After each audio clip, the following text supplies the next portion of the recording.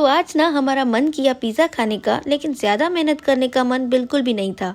तो हमने ये मिनी पिज़्ज़ा बनाया क्योंकि हमारे पास luckily mini pizza base available था।